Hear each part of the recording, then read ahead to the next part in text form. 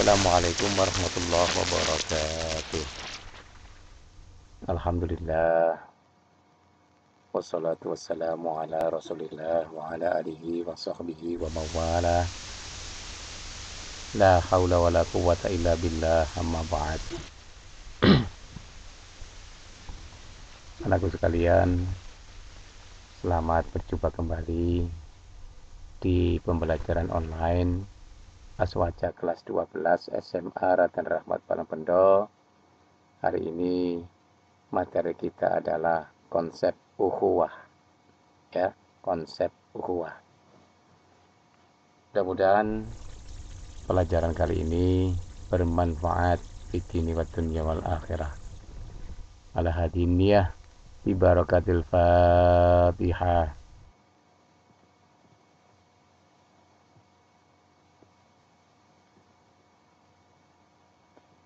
Baiklah sekalian,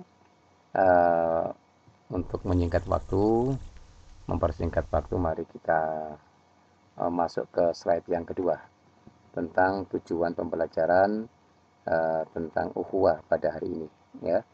Yang pertama, bahwa diharapkan siswa nanti mengerti dan bisa menerapkan ukhuwah dalam kehidupan sehari-hari, ya. Bagaimanakah ukhuwah itu? Apa artinya ukhuwah? Kita bicarakan nanti di slide berikutnya. Yang kedua, siswa mengamalkan dan menyebarluaskan konsep ukhuwah. Setelah menerapkan ukhuwah dalam kehidupan sehari-hari, siswa juga mempunyai kewajiban untuk menyebarkan konsep ukhuwah dalam kehidupan sehari-hari, ya.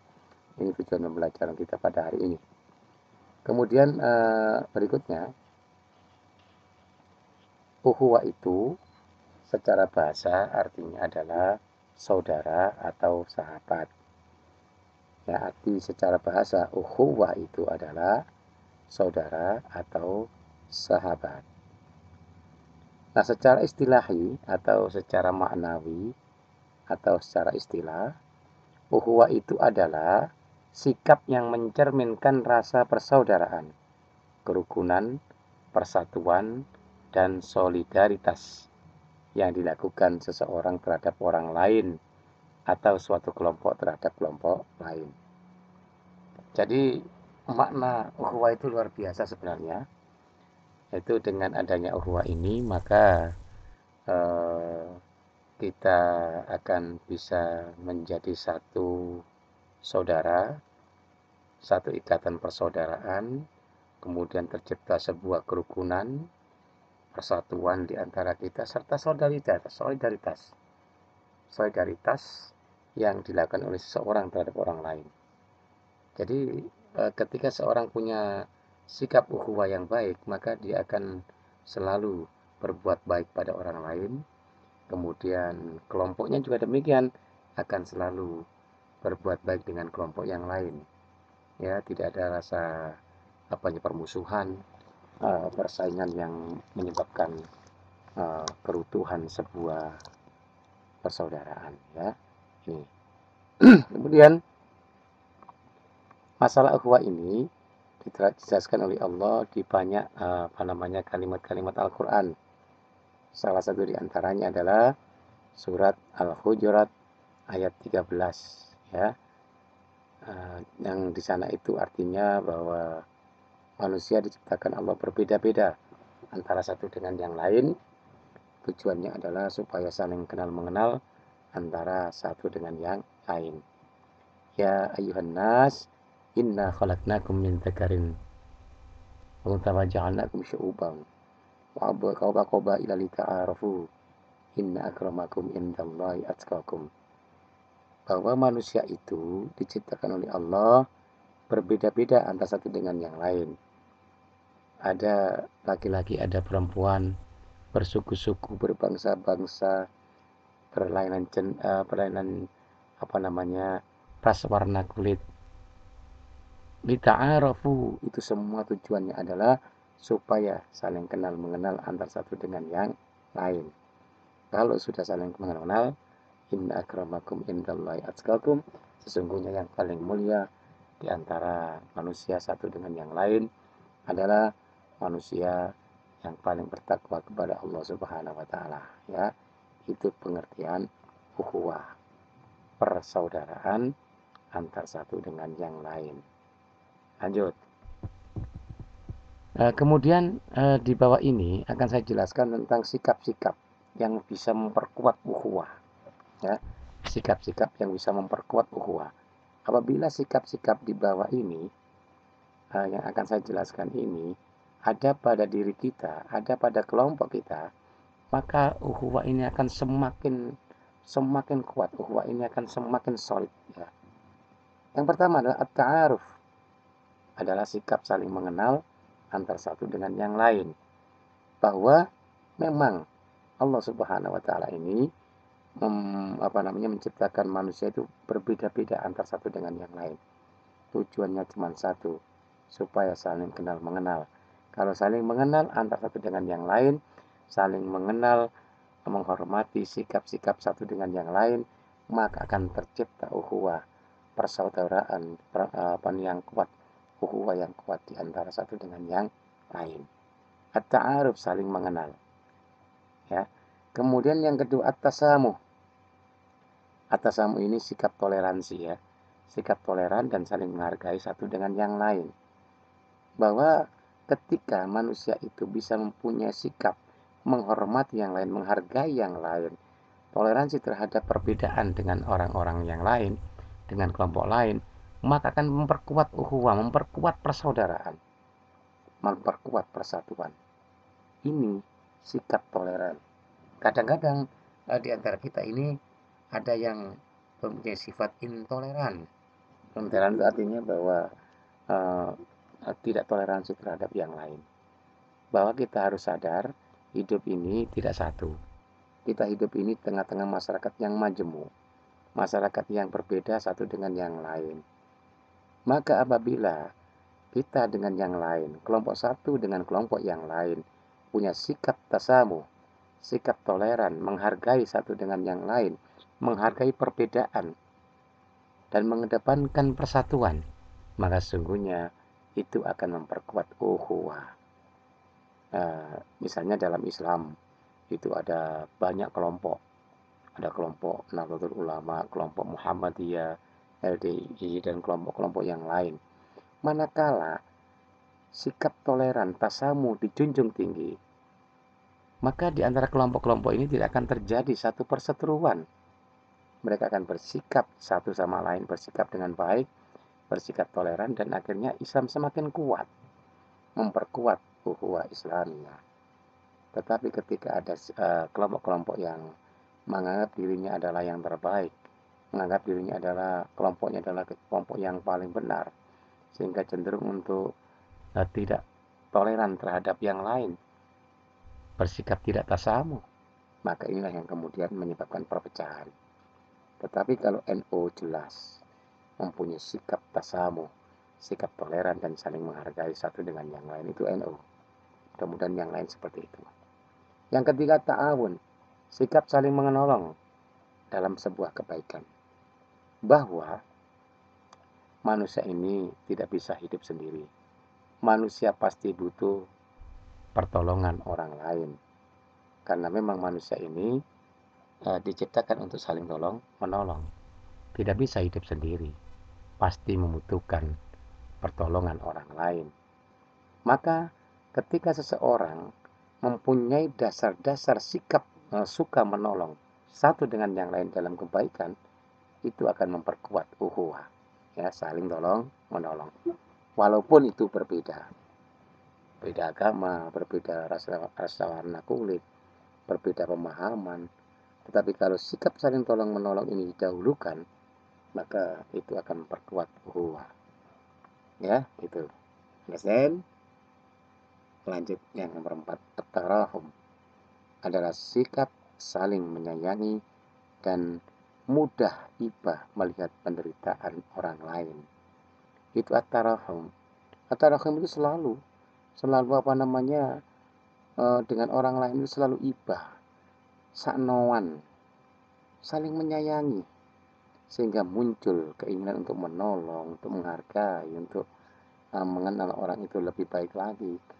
Nah, at-tarahum ini begitu. Gampang sakno, mudah iba terhadap penderitaan orang lain, peduli terhadap orang lain. Nah, ini sikap yang memperkuat ukhuwah. Kemudian yang terakhir, yang kelima, yang memperkuat ukhuwah itu adalah at-tadhamun. Sikap saling mendukung antar satu dengan yang lain.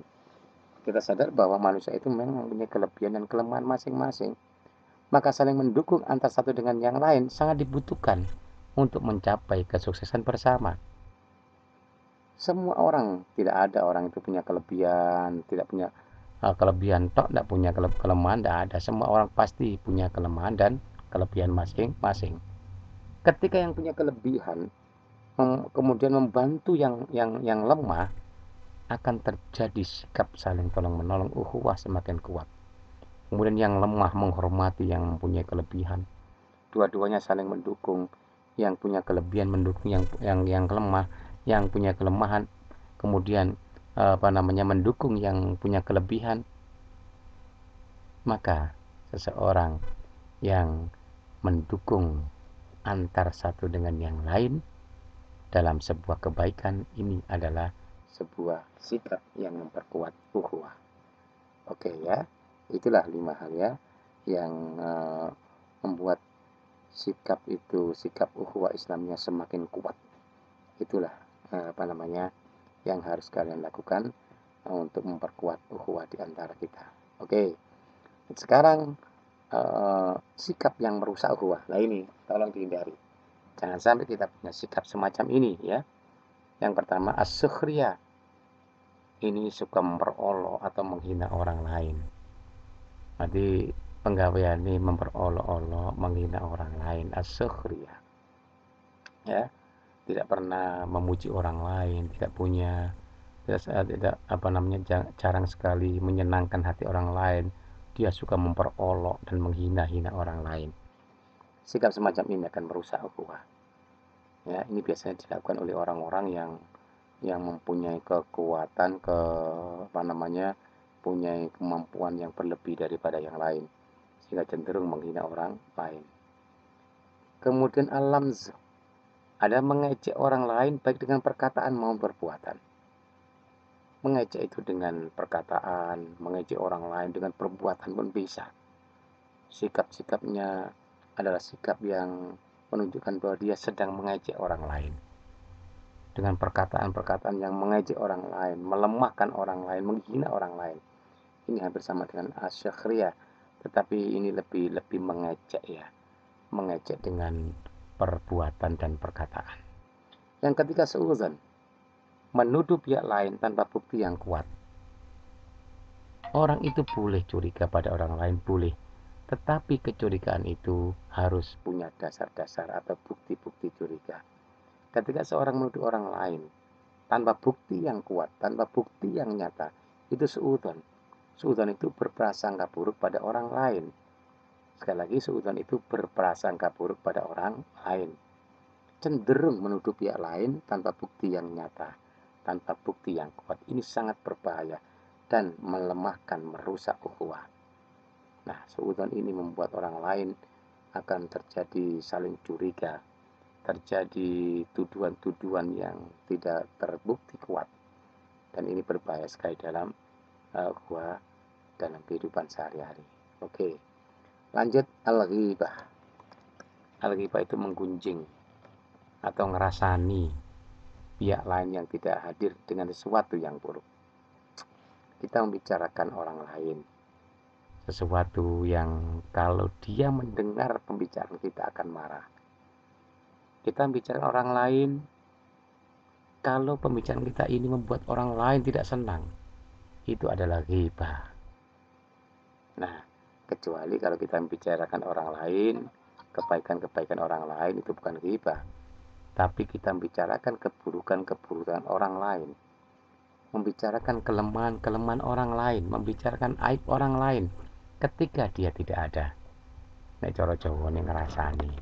Itu namanya ghibah.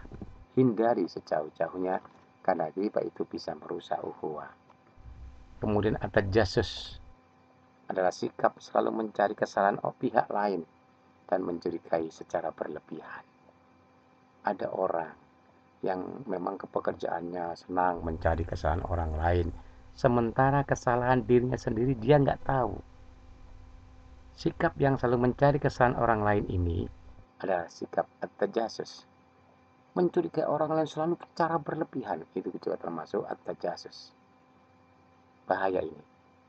Orang yang baik adalah orang yang selalu mencari kesalahan, kelemahan dirinya dan dia tidak punya waktu untuk mencari kesalahan orang lain. Sekali lagi, orang baik adalah orang yang selalu mencari kesalahan, kelemahan dirinya sehingga dia tidak sempat mencari-cari kesalahan orang lain. Ya, itu yang baik.